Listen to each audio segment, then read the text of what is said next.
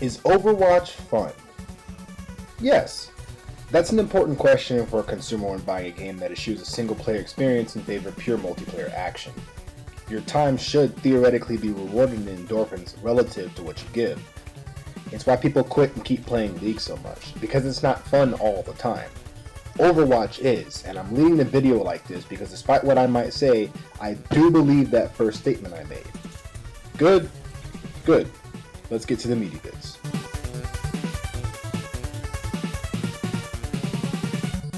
I've established this fact time and again, and I'll mention it here too, but I'm a huge League of Legends fan and ex-addict. First caught wind of the game when League of Legends tried to introduce dynamic queue and kill solo queue, and all the people were like, oh, we're gonna switch to Overwatch now, League of Legends is dying.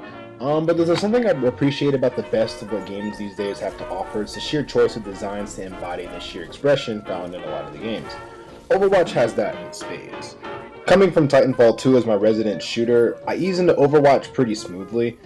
Hero shooter, objective focus, short amount of characters, good short fun, tons of approaches, lots of champ heroes to choose from. Jumping in, I spam 76 like the Call of Duty migrant I thought I was, but I quickly realized that no one ever plays healers, and that's why everyone was dying. So after trying Pharah, I'll get to that, I actually mained Lucio for 10 in-game hours straight, played no one else, and put my focus on critically thinking about what I should be doing and how to exploit the enemies. Trying to play this game in a competitive sense right off the bat. Probably the biggest mistake I made, and put me at risk for quitting the game early, and I'm glad I didn't.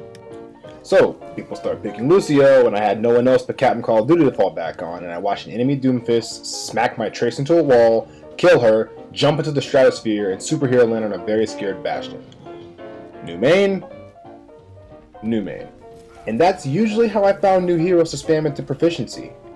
Getting owned by someone good, finding what role that hero is, and, trying them out. Trying out the heroes or the contemporaries and seeing what I can do. And I'll use that to segue into what I think is the crux of Overwatch, roles. Now listen, I know roles are guidelines for new players. Keep in mind I'm a new player, but the way I'm going to talk about roles isn't about how it hard classifies each hero.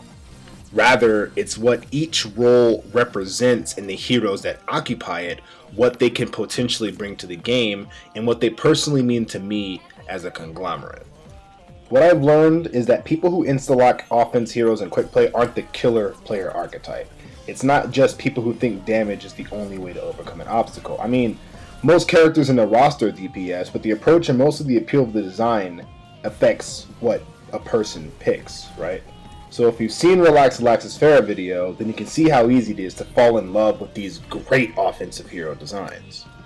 So you play them and you see if they match how you like to play personally. I tried Pharah first thing in this game, and I didn't pick her back up until around level 70. Captain Call of Duty was the only pure DPS I truly understood for a while, and offense heroes make sense after you play them. These days I play Pharah and Sombra and Doomfist. I'm really obsessed with Sombra at this point.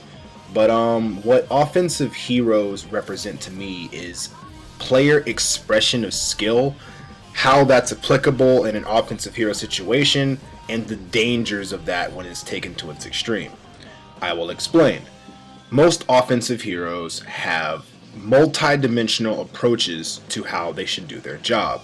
As in, Soldier 76 doesn't just have to face people from a distance and kill them.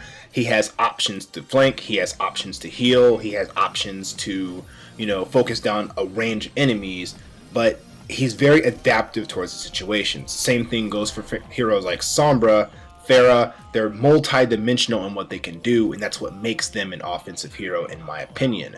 That varied approach and high damage output, and that equates towards skill expression, much like a character like Yasuo or Lee Sin in League of Legends. This is a two-sided sword though. It's got two sharp blades and one's definitely pointing at game balance. When Yasuo and Lee Sin were new, at least in the public opinion, they were stupidly fucking broken, especially when played optimally. And there are some heroes in this game that when played optimally, their range of skill and the amount of bases they can cover with their, omnidirectional focus, their skills crowd out an entire enemy team's ability to be proficient in whatever they're doing. They don't get a chance to even look good. And I think Overwatch is a game that's built on rewarding the player experience, except for when you're getting dominated by a Genji or Tracer. And I'm using those two because when played optimally, there's not much the enemy teams can do except for focus them 6v1 and hope you can kill them in time before your healer dies. I think that's a genuine problem because I don't know if it makes the heroes overpowered or not, but if those people who play the heroes are proficient enough, they're a huge problem, demand your attention, and you can't play the game until they're dead.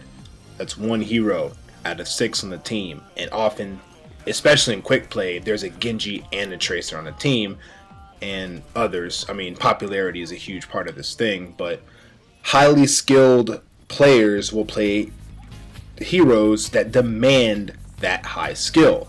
I don't know if that's necessarily a good thing, but it definitely portends the dangers of what skill crowding could do, of what often heroes' capabilities are in terms of everything that they're capable of. It's exciting to experiment with, it's exciting to find out, but I think it's problematic towards balance when everyone starts, hitting that skill ceiling. But I do find offense heroes very fun. I just think that's one caveat that I should mention. Moving on to defense heroes. Maybe it's a personal hero, but I actually have a problem with most of the defense heroes, especially Hanzo, Junkrat, and Mei.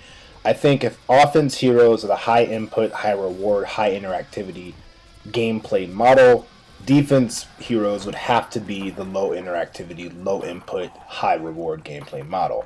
You can already see where that's a problem in my head, because if you have high input and high reward, it means you're working for what you get, but if you have low input and high reward, it automatically checks the people who go for that high input, high reward. I don't think there's a lot of room for skill expression in the abstract. That is not to say there is no skill expression for defense heroes. Maybe I'm going on a tangent. I think defense heroes are necessary for the game, don't get me wrong. You need to defend the point, you need to have a point of focus, but some of the shit that defense heroes do is just fucking bullshit.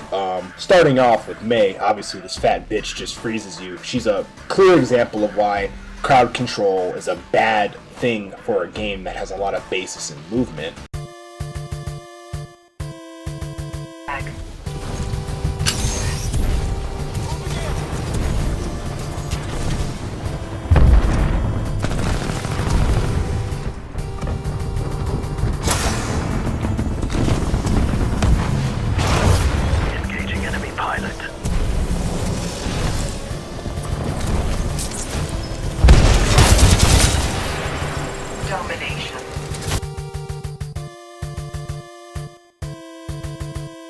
And it doesn't really help that she stares you in the face muttering sorry, waits for a second, then lodges an icicle in your frontal lobe. It's not very rewarding gameplay, and all she had to do was be around you to do it. She's pretty tanky, so she could probably pull it off most of the time unless you know where she is, and even then she can either wall you off or troll her own team if she's really that fucking serious about it, or, completely cuck you and turn into an ice cube and give it another shot and see if your aim is worse this time. I don't think that's a healthy gameplay loop. It's definitely tilting as fuck. Just listen to me fucking rant about this shit. I think snipers are necessary. Maybe I don't have a problem with Widowmaker, but I do have a problem with Hanzo. The one problem I have with Hanzo is Scattershot. Scattershot is probably the worst ability I've ever seen on any fucking shooter game, on any fucking difficulty or range or game mode. I think Scattershot is just how I've sat out for playing Overwatch for all these years, and there's still a skill like this in the game that rewards saying, fuck it, let chance have its go. I'm pretty sure even Hanzo mains hate Scattershot because I don't fully understand it, and a lot of people who I talk with don't fully understand it either. You shoot, you roll a die, and it might kill them, and it might not. And especially in the concept of all the heroes that can fill a corridor or a small area with gunfire, why does it have to be the fucking archer? And to boot, snipers aren't always necessary for, the progress of how a game goes. And sometimes they just outright suck. I've seen some retarded shit. Also, there's Junkrat. Junkrat.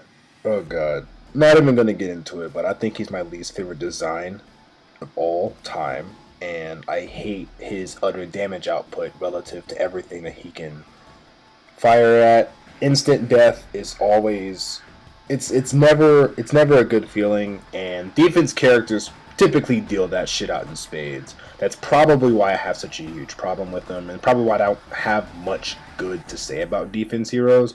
Maybe it's because the gatekeeper in me just wants to say, oh, well, if defense heroes represent low skill and high reward, then defense heroes aren't good. There's probably some, yes, they're meaningful, but good God, are they fucking frustrating. And that isn't even to speak of Symmetra, who's a defense hero disguised as a fucking support. I mean, there's only so many types of evil in this world that can manifest themselves in the game, but I don't think that the evil that defense heroes represent, it's just, I don't think it exists in the world. Or does it? Tanks. I don't think tanks have too much worth talking about. I mean, they're healthy and they're fun. They represent a pretty good diversity range of what to do, what can be done in a game. I personally prefer Winston because I hate defense heroes, and Winston directly, shits on a lot of them. But they really do blur the line between offense and whatever else. That's the huge issue with DPS characters taking up most of the cast. A lot of the tanks do a lot of damage too, but their mobility options are pretty crippled. That is to say, it's pretty much gated off. You know when a tank's supposed to be moving and when they're not. And they're also pretty short range, so I really don't have a problem with that. I think they're well balanced. I think there's a great amount of designs to choose from. Not a huge fan of tanks in the general sense anymore, seeing as I usually just play DPS and healers. Good spot in the game. Not much constructive to speak about. And moving on to support. Support represents to me, like I said, I played Lucio for 10 hours, so I think fulfilling your role as a support means more than just healing, because supports often have a really good utility. I think the way this game rewards damage encourages people to play DPS on support, which isn't always a good thing. It represents the dangers of having too much effort sunk into one responsibility and not prioritizing it. And that is to say, playing a support means learning how to manage a range of responsibilities for the team. I think that's a really good way to teach people. I'm not saying if you want someone to learn the game, play support, but it really does teach you that heroes have more than one dimension, because every support could always do more. With the exception of Mercy, I think she's extremely one-dimensional in terms of, heal, and if you need to defend yourself, then you have a gun, but mostly just heal and boost people's power. That's what you're supposed to be doing. But characters like Moira, Lucio, Brigitte, DPS, but also heals, and if you sink too much into one basket, you can end up costing your team a game. I think that's a really good trade-off. I like the way supports play. I like their role in the game. Let's move on. So I think this game does a lot to keep people playing in terms of appeal. I mean, I mentioned earlier that the way they reward damage, and that speaks length about what this game's purpose is in terms of rewarding people and keeping them playing. The medal system I don't think is entirely helpful, especially when there's a Moira player on the team. I don't think the cards are especially helpful, but they want people to have a sense of achievement. I don't know, the appeal factor in this game is just, it's at such a high that it's kind of hard to determine what's actually healthy. Disgust and disappointment are part of the win-loss loop, but I think this game heavily downplays the negatives, much like Titanfall 2 did. But Titanfall 2 doesn't go overboard with rewarding you as a player and giving you those sweet endorphins. How else do I put this? Everything in this game is fucking beautiful. Everything in this game is meant to make you smile. That's not a good thing. Having 4 gold medals on a losing team in a game that only took 5 minutes is not a good thing. Having cards for 7% armor up time as a Torbjorn is not a good thing. Having play of the game after losing a fight and absolutely doing nothing for the team is not a good thing. But all the characters are beautiful, the skins are amazing. This game, Activision Blizzard really does a lot to add to the appeal of the game. I think it's syrupy sweet, and that's kind of sickening.